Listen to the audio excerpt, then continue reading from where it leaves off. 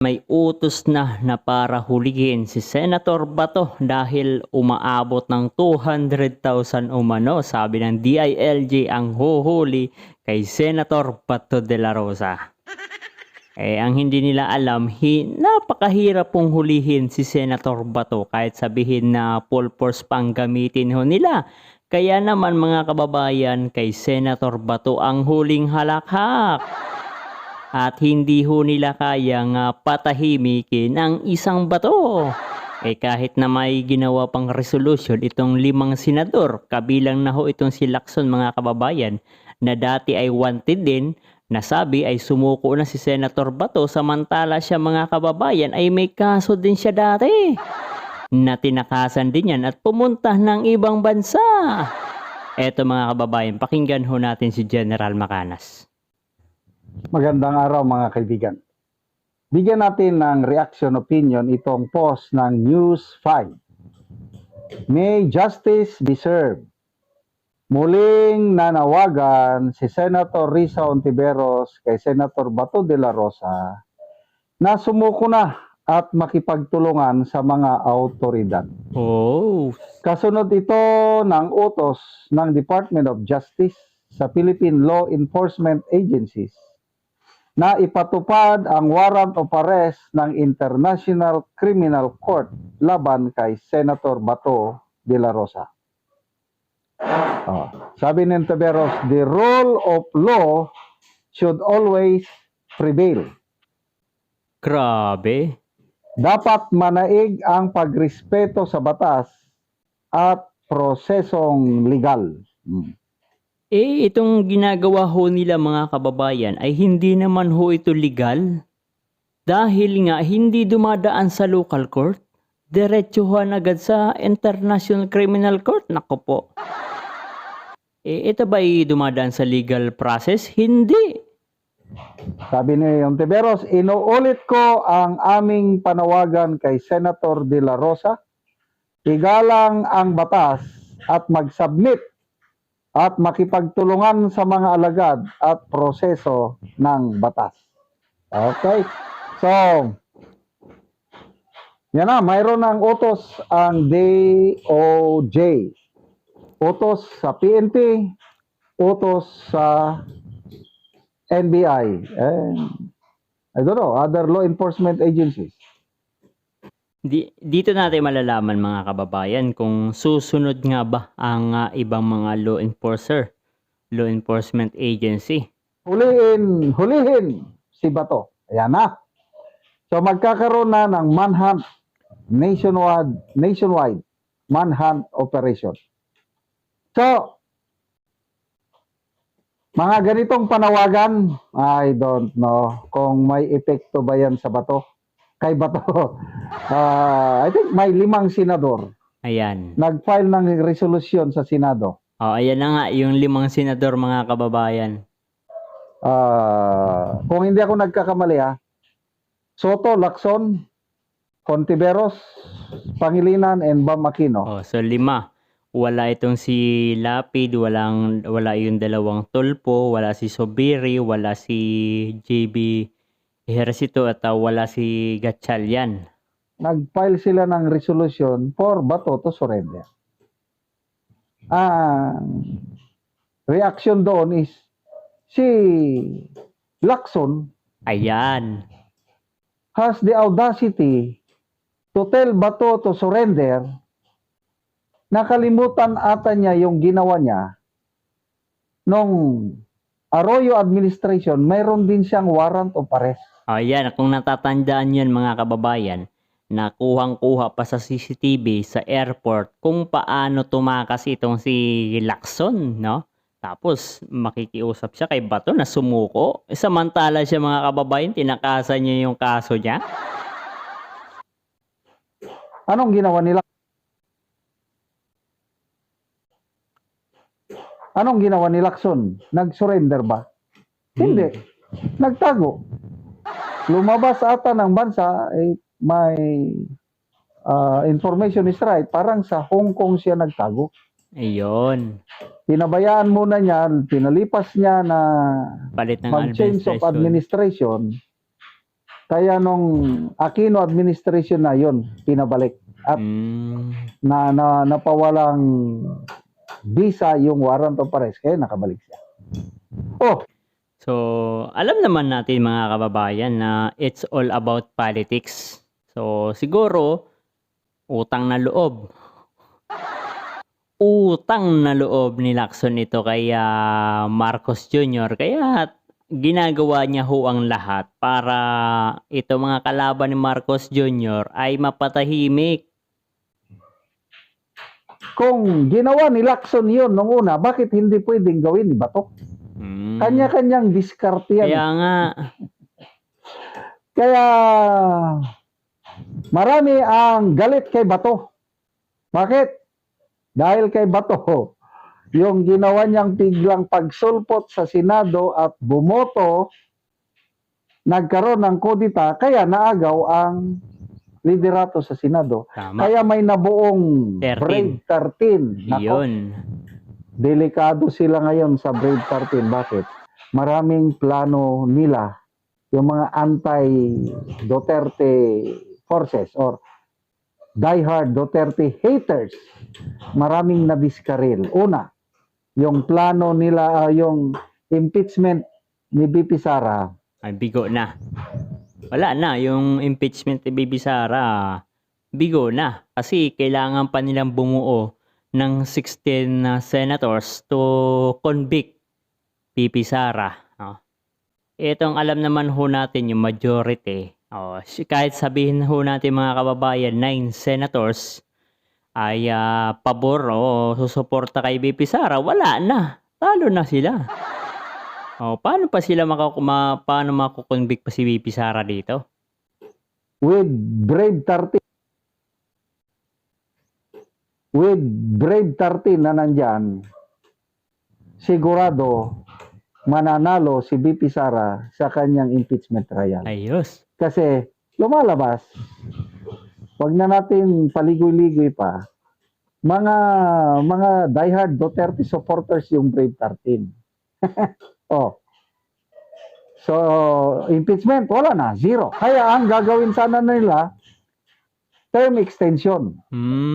Magkaroon ng constitutional assembly para baguhin ang konstitusyon. So, yan pala yung CONAS na sinasabi ni Senator Amy Marcos, yung CONAS, yung Constitutional Assembly. Ayan na, yun ibig sabihin ng CONAS na sinasabi ni Senator Amy Marcos na planong i-extend ang pagiging presidente ng Pilipinas. Kumbaga, magiging 9 years. Naku po mga kababayan, lugmok na lugmok ho yung ating bansa kapag nangyari yan. Walang national election sa 2028. Meron lang yung mayors, governors, mayors pababa. Kailang congressman, senators, presidente, walang eleksyon sa 2028. Yun ang plano nila. Naku po. Gagawin nila Kung mangyari yan mga kababayan, talagang magkakagulo ho ang Pilipinas. kung magkaroon ng constitutional assembly, magsama ang mga senador at kongreso as a constituent assembly para baguhin ang konstitusyon. Kailang, pwede lang yan kung nagkakasundo ang Senate leadership at ang mga kongresista. Kaya nilang gawin yan kung walang kuditang nangyari. Nang dahil kay Bato, napatalsik si Soto. Iba na ngayon ang majority. Brave 13 na. Mangyayari pa ba ang kanilang term extension? Nako. Mangyayari pa ba ang kanilang constituent assembly kung hindi papayag ang Brave 13 ni Cayetano? So, ibig sabihin pala kabayan, itong paglutang ni Senator Bato, ito yung nagpabagsak sa plano ni Bongbong Marcos na magkaroon ng extension at itong tinatawag na CONAS o Constitutional Assembly. Wala na. Diskaril ang lahat. Kaya, at all cost, huliin si Bato! Sige. Huliin nyo. Nasaan ba siya ngayon? Bahala kayo.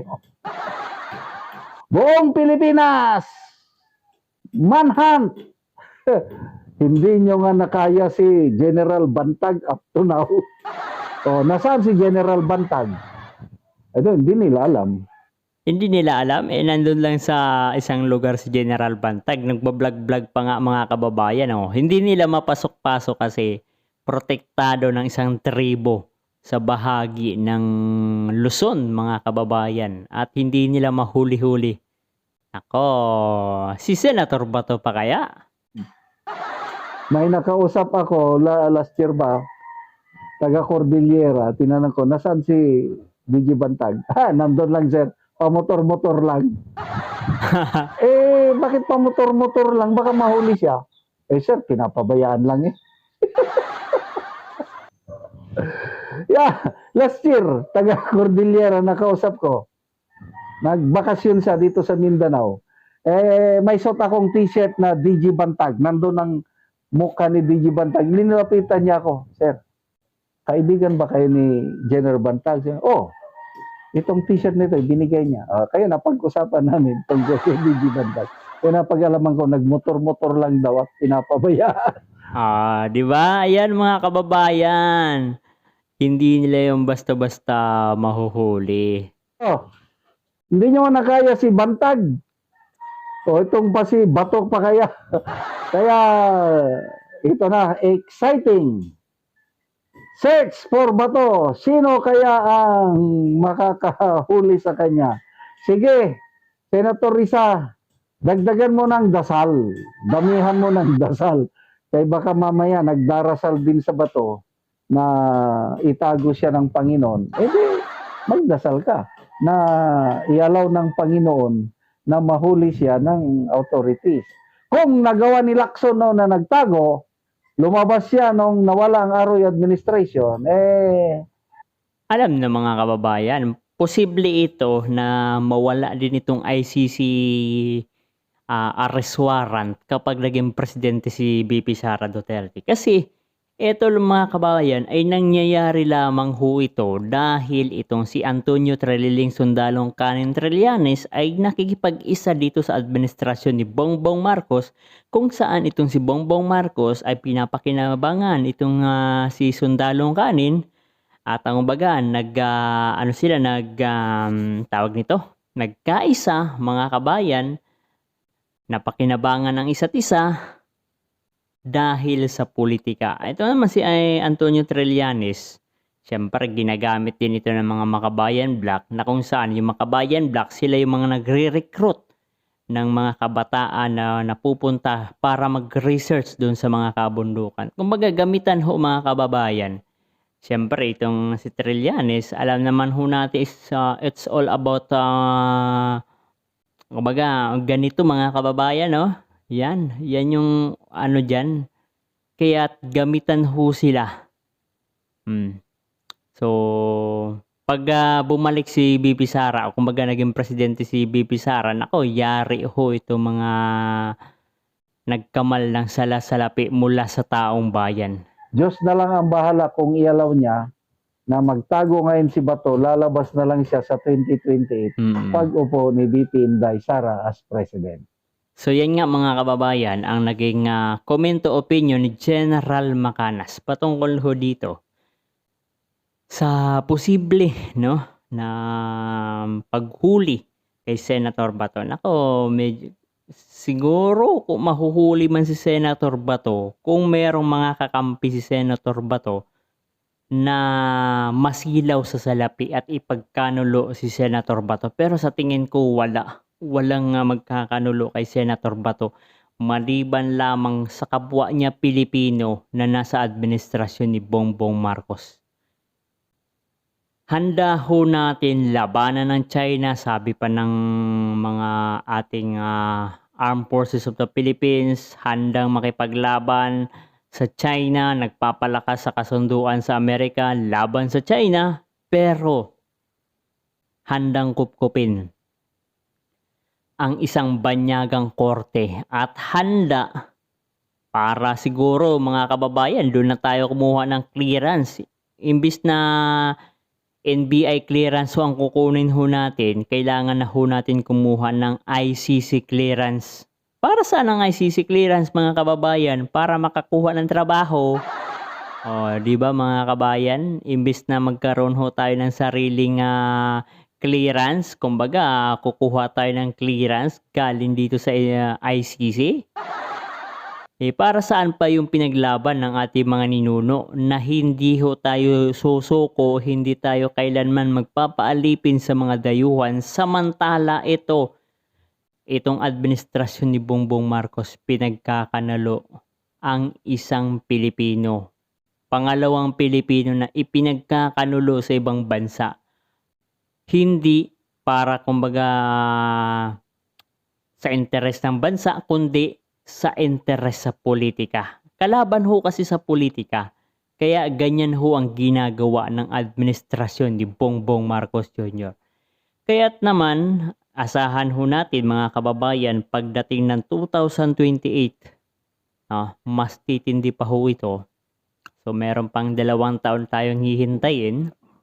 Siguro 1.5 taon mga kababayan mas titindi. Kasi 1.5 taon magsisimula na yung kampanya. No?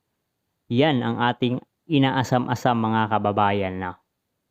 Sana ay masurvive ni Vice President Inday Sara Duterte at hindi bumitaw itong Brave 13 at yung ilang mga congressman at mga kaalyado ni BP Sara. Sana hindi bumitaw, patuloy na lumaban dahil matindi ho ang kalaban ngayon. Buong puwersa, pati yung pera ng taong bayan ginagamit laban sa mga kalaban sa politika. So manatili ho tayo mga kababayan at hindi ho tayo magpapadaig dahil Pilipino ho tayo. So hanggang sa 2028 manatili tayo dahil iisa lang ang may pagmamahal sa ngayon para sa ating bayan kung walang iba kundi si BP Inday Sara Duterte.